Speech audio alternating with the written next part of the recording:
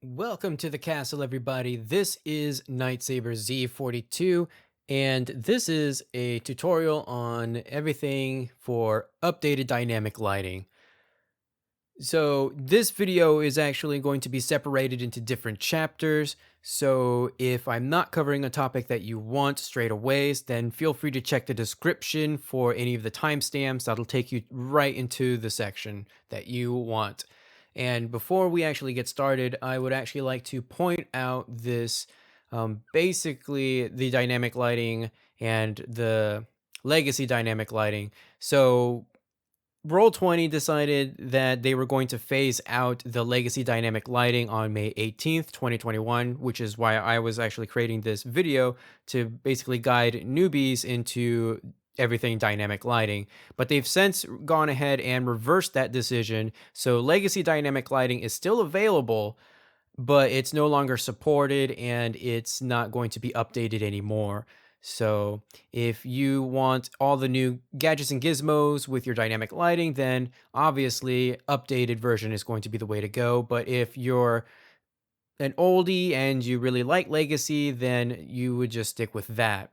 So there's also two different pages that I'm going to show off here at the very beginning. This is the actual help center for Roll20. So if you have any questions about dynamic lighting, this website actually goes into bullet points on the different steps. I'm actually going to be showing you all these different steps and more, so that's why you're watching this video. But there's also advice for best performance and best practices, which is also really good. I'll post both of these links in the description down below.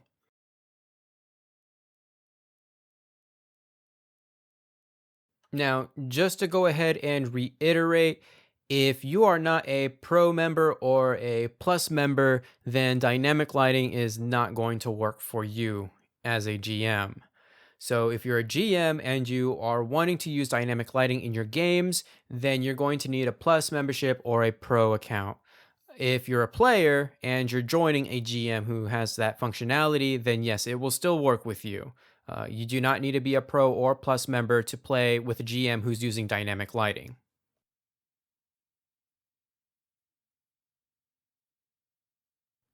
So let's say that you have been using legacy lighting and you would like to try out the updated version.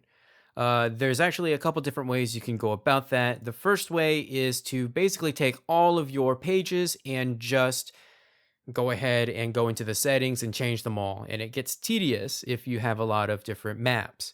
Now, if you would rather do it the easy way, you can actually convert all of your maps at once into the updated version. And in order to do that, you're actually going to go into your game. Here I have it labeled Legacy Test, and you're going to go ahead and click on Settings.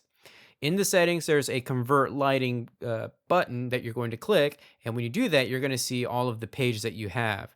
And of course, it'll convert journal tokens as well. So any tokens that you have that are using things like vision and stuff like that will also get updated. So you'll also click convert. And there you go. Updated dynamic lighting conversion complete. So when I launch the game and I check, everything is still here. My token has been moved from the legacy lighting, which was here, to the dynamic lighting, which you can see has been filled out right there. Also, when I click on my dynamic lighting borders, those are all still here as well.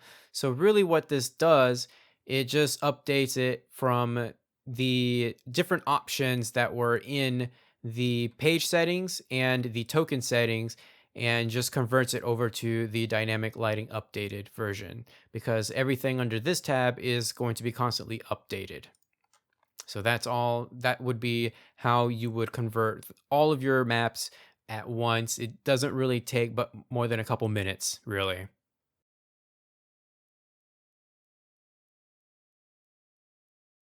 But let's say that you're brand new to Roll20. You haven't really created any games. You only have a couple maps that you are wanting to use for your game, and you want to get started with dynamic lighting. So you're basically starting from scratch. That's actually fairly easy to do. So let's say you've already created a game and you already have a map out. So here's going to be my game. We've got everything kind of already set up the way that we wanted. We have our map on the page and whatnot. So the first thing you're going to do, you're actually going to go to that page settings under the page toolbar, click on the setting cog and open up the page settings. So there are three different pages here. You'll have your generic page settings for the details, you have the updated dynamic lighting settings, and then you'll have the legacy lighting settings. And we're not going to touch the legacy lighting settings because this is all about updated dynamic lighting. And the button that you really need to turn on is the dynamic lighting button. Just click that on and it'll open up all these different options down below, but we're going to save that for a little bit later. For now, just click on dynamic lighting and turn that on. Now there's going to be a little bit more at work here than just clicking that button. And as you can see, my map kind of darkened a little bit. So if you already have tokens on this page, then you're going to want to double click on a token and you're going to go over here to the dynamic lighting updated page. This is the section that'll turn on vision for that specific token. So the way that it works, you have all of these different options, and it's basically like closing your eyes and opening your eyes. You're either blind or you can see. And so if you want that specific token to see, you're going to want to turn its vision on. It's also best practice to turn on this setting even if your character doesn't have night vision, because they would be able to see other light sources. Like if another character has a torch, they would still be able to see that unless they're like completely blind. But yeah. So let's say that we can actually see. So there we go. We've turned that on. We've got our page all set with the dynamic lighting, but now I still can't see anything. And if I actually click Control L on the token, that player actually can't see anything either. So why is that? Why can they not see? Well, the thing is, they can actually see. It's just that they're in a room full of darkness. So in order for them to actually see, they're going to need a light source. They're going to need a torch, right? So when we double click on that token icon and we go to the dynamic lighting, there's a couple different options that we can use for that. We can either give them night vision, which is basically sight without a torch. They can see in the dark. Or we can give them an actual light source, like maybe they're holding a torch. So that's going to create some sort of a bright light. And for now, I'm going to go ahead and click on bright light. And we need to decide the distance that they can see or that bright light has. So if I click on something like 10 feet and I click save, now this token has a glow around them, a circular glow, and that's everything that they can see. So when I click on that token again and click or hit Control L, now they can see within a 10-foot radius around them, and everything else is in darkness. Three things that you want to keep in mind when you're actually doing dynamic lighting. First are the page settings. Make sure that your dynamic lighting is turned on for that specific page. Second, make sure that your token has vision clicked on. And third, make sure that they have some sort of a light source, whether it's a torch that they have in their hands for bright light, or maybe they are the type of race that can see in the dark with night vision. If they don't have any of that, then yes, it would be appropriate that they wouldn't have night vision or bright light turned on, but they should still have vision turned on. That way they can see other players' light sources.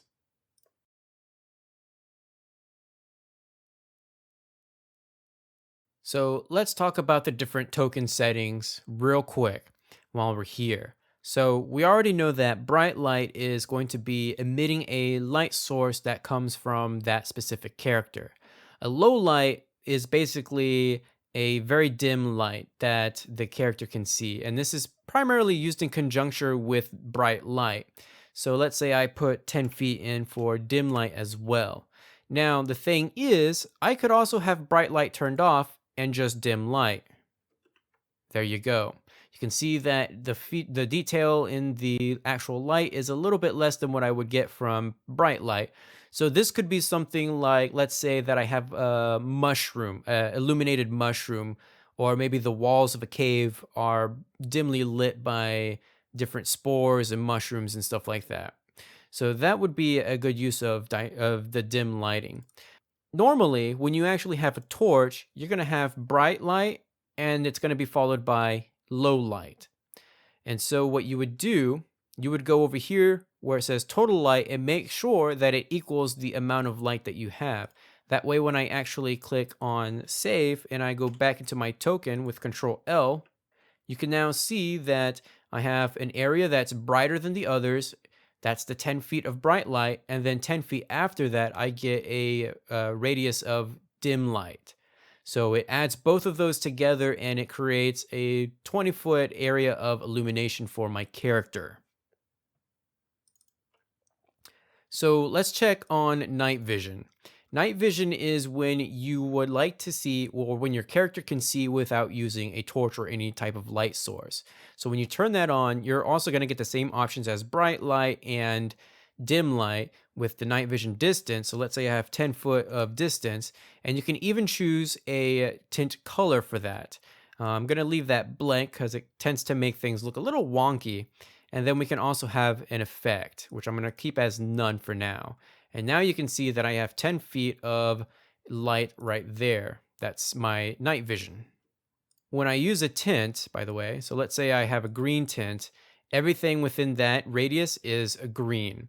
I would caution you though, however, to use a, pastel color, a color that's not really there. I wouldn't really use bright, intense colors because that tends to really fade out the details. So be careful with your color choice on that.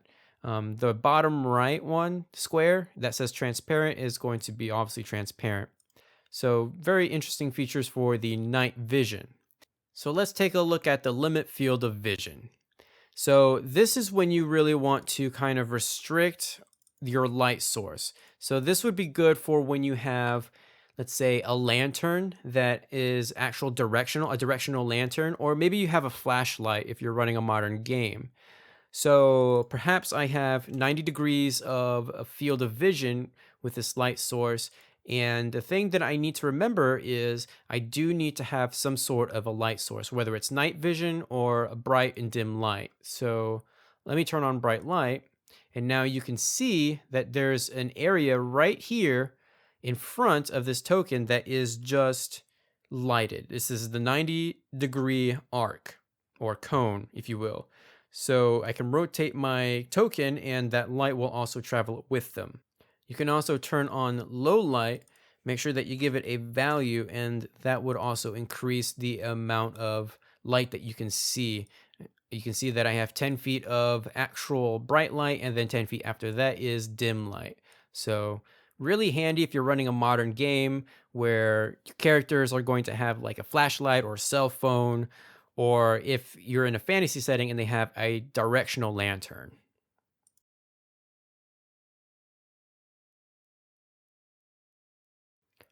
All right. So we've gone ahead and we've decided what kind of vision that we're going to have for this token. We're going to have bright light or night vision. And so now we can actually move our token around and that player is going to be able to see things. But hold on, they shouldn't be able to see through walls. And so there's a way that we can actually change that in order to actually prevent players from even leaving the area or seeing through walls. We're going to have to set up barriers. And in order to do that, you're actually going to click over here on the left side and you're going to flip over to the dynamic lighting layer. So you have 4 different layers to play around with. You have the map and background layer, the objects and token layer, the GM info overlay, or the dynamic lighting. So click on the dynamic lighting and it's going to kind of make your everything a little bit dimmer. You're going to go over here to the drawing shape and you're going to click on polygon/line. We're actually going to have to draw all of these different barriers for this map. And so what we'll do, well, first thing, we actually need to choose a color. And for best practice, you're going to choose a bright color. I like this neon pink color because it's very easy to see. And what you're going to do, just click and then click at your endpoint and it creates a line. Best practice also means that you're not going to use thin lines. Do not use thin lines. Use, well, not super thick lines, but a happy medium in between. and you're going to want to try to click in the very center of whatever wall that you happen to be drawing on. This makes it so that your players can actually see that little bit of a wall and they can tell that's a wall. They won't just be confused as to why that they can't go through. And so what you'll do, you'll actually click and you're going to keep going around all of these different walls. Now I kind of made a little bit mistake right here because when it comes to doors, we're actually going to implement a different strategy. We're actually going to avoid the doors for now. And there's a reason why. When you have a player that opens a door, okay, you need to actually move that barrier. But if you do a straight line right through the door, that means that door is still going to be closed effectively. So instead, create another wall for that door and make sure that you can actually click on it. So I like to do a little something that sticks out just a little bit. That way, when my player goes through the door, I can just go ahead and move that piece right there, or even delete it, and boom, that door is now open. So for best practices, make sure that you think of a way out. Make sure that you're thinking of how you're going to maneuver or manipulate these different barriers so that your players can actually interact with that object. So I'm going to go right back here to my objects and tokens layer, because now, as you can see, my character can't actually see through that wall. So there we go, Control L, and now they actually can't see through that barrier that's right there. But unfortunately, they can actually go through the wall. So how do we prevent them from going through the wall? Well, we're actually going to go over here to the settings, and dynamic lighting barriers restrict movement. So when we click that on, they should not actually be able to go through. I'm actually trying to push this token through that barrier and it's just not going. Maybe a quick run. Nope, didn't work. So that's a way to prevent your players from actually going through and seeing all the details in rooms that are inaccessible to them or they haven't gone through yet.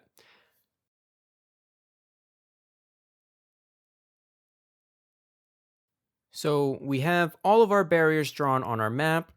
So let's take a look at the different page settings that we can manipulate for dynamic lighting. So when you click on page settings and you go to the updated dynamic lighting, there are a couple different options that you can choose from, aside from turning on dynamic lighting. The first is Explorer mode. This allows players to see any areas that they've already explored. When this is disabled, though, players will only see what their token can see. So when I do my Control L to see what my token can see, everything around or after their bright light is going to be black. They can't see beyond that. When I turn this on, however, when that player moves the token, they will actually see like a grayscale of the different areas that they've gone to. Now, this only works after you turn on that setting. When you actually keep it on or when you turn it off, it kind of doesn't keep track of that. So as you can see, when I move, it leaves behind the area of illumination that they could see before.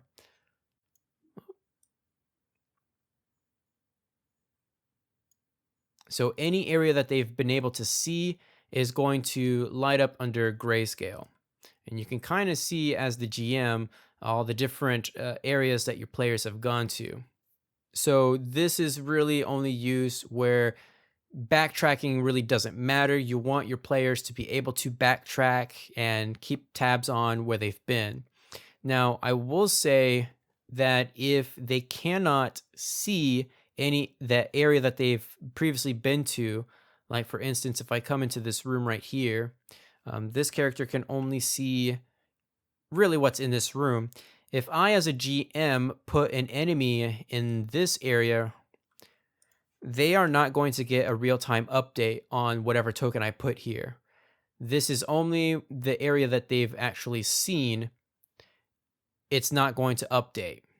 So you can actually hide things in areas that your players can't see. And that's good to know, especially when you're trying to set up ambushes and stuff like that.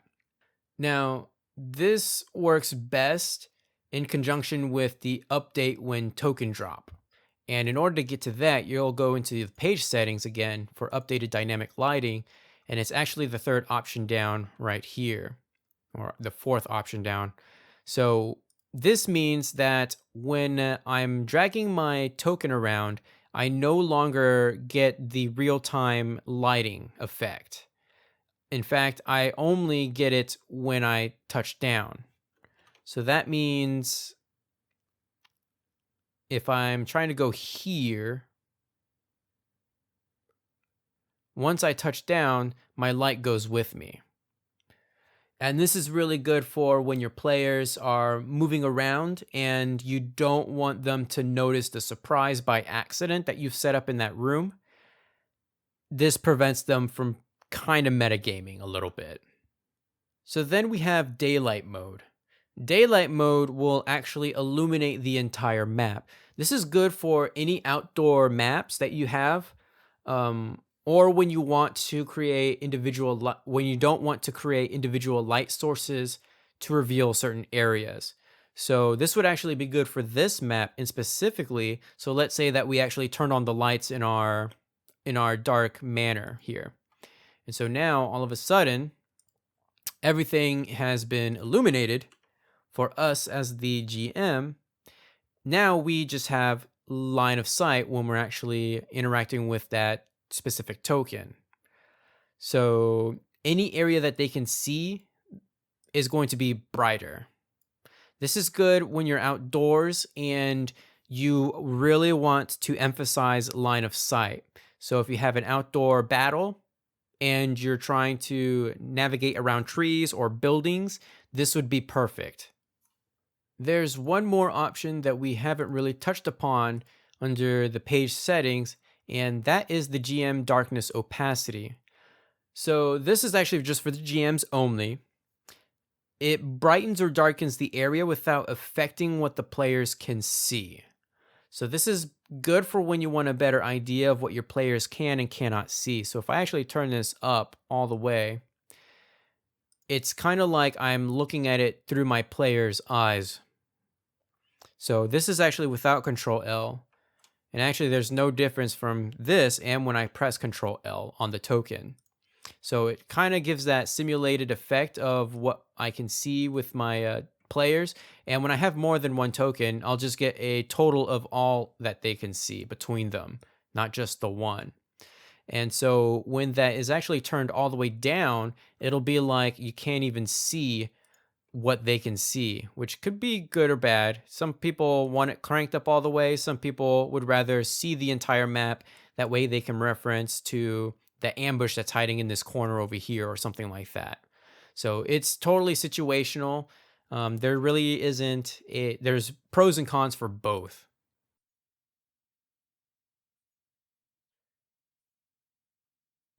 So let's say that I'm in my manor right here, and we have at least one light, but it's not actually where we're at.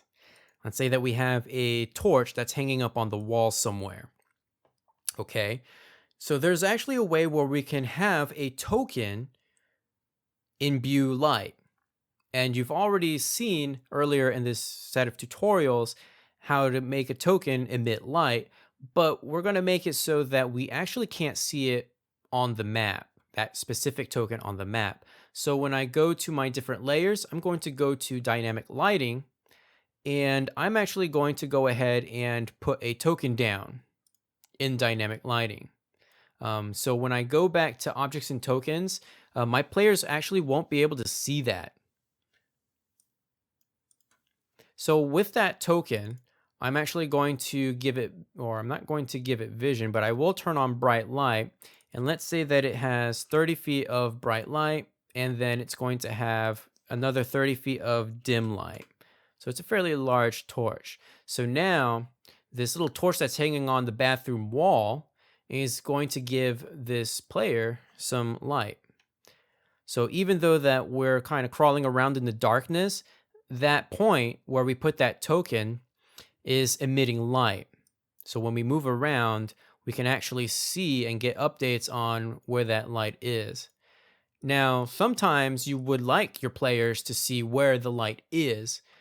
If you want them to see, like, let's say they drop a torch down, then this would actually need to go into maybe the token layer. That way they can manipulate it themselves. Like somebody actually comes up and picks it up, and now they can actually have that light.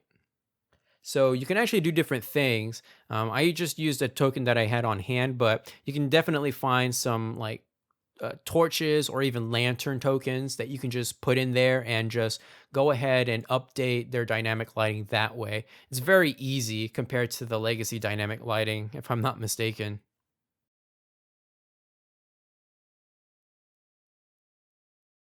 So let's say that I'm actually using an outdoor map and it's bright in daytime and there's trees and there's different columns and different wall types and all of that stuff. So, how would we actually go about creating a dynamic lighting scene for this specific setting? And it's actually fairly easy. So for all of the walls, remember, you're going to go into dynamic lighting and put your polygon lines in. And that's going to create a barrier. And you'll do that for all of the walls in the scene. Just make sure that you kind of click in the middle of those walls. That way your players can see that it's a wall and not just like an invisible barrier. It kind of takes away from the immersion when they can't see what they're bumping into. Next, you're going to start thinking about the trees and the different columns. And best practice is going to be that you don't create a circle. Like, don't do it. Instead, what you're going to do, you're actually going to create an X. That's kind of a very weird X, my bad. But you'll create an X or a plus sign. Plus signs also work for all the trees and for all of the columns. And this prevents them from actually seeing through basically all points as you would. So for if it was just a straight line, then if I was standing right here, the southern end of this column, then I would still be able to kind of see through it. But this way, I actually can't see through it no matter where I'm at. And so once you have all of that, you're going to turn on daylight mode for your dynamic lighting. Remember, this will keep everything nice and bright instead of dark. And because your players are going to actually be able to see in the daytime, and we're primarily just concerned with line of sight. Then you're going to think about what kind of vision your token has. They're obviously going to have vision. And so when they have vision, they're going to be able to see the entire map, or they're going to see the brightness, and their vision is going to be restricted through from the walls. So as you see, as we're going around this tree with the X, it makes a lot more sense that there's more area that I can't see. Whereas if I only had one single line going from one of these columns, if my token was standing right underneath, I'm still kind of seeing through it in a sense.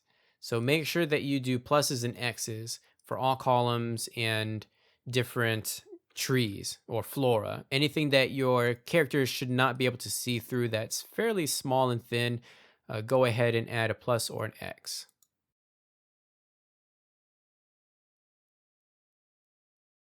So really that's all there is for the updated dynamic lighting. This is very intuitive. It's really easy. There are some bugs, but they are being worked on over time. And so really just play around with it and just remember for anything that you're trying to do with dynamic lighting, you're going to set up the page under its settings. Make sure you have your dynamic lighting turned on. If it's an outdoor area or an area where you want light and you're only concerned about line of sight, turn on daylight mode. Explorer mode is pretty good to have as well, and update when token drop if you have Explorer mode on as well. Next, you're going to think about your tokens. Make sure that your tokens have all of their settings. Make sure that they always have vision on because they will be able to see other light sources as well. And then think about how they're seeing, whether it's night vision or some sort of a torch with bright light and low light. So make sure you have that as well. If they're using a directional light source, make sure you turn on the limit field of vision and create an interesting degree. 90 degrees is usually a good one to have, and turn that on. And then you're also going to think about your barriers for walls. So turn on or go to dynamic lighting layer, you go to polygon line tool, get a nice bright color, and make sure that you draw on all of the walls or anything that your player should not be able to see through. And it will take some time depending on the size of your map, but in the end, it will create some really atmospheric settings for your players to go through. Now, that's kind of a lot of steps, even with the drawing of even without the drawing of the barriers. But there's actually a way to make it easier. You can actually create default settings for your game. So if I go to settings and game settings, I can see my game default settings. I'll click on that, and this is basically the page. So whenever I go to a page and then I click on settings, these are the page settings right here.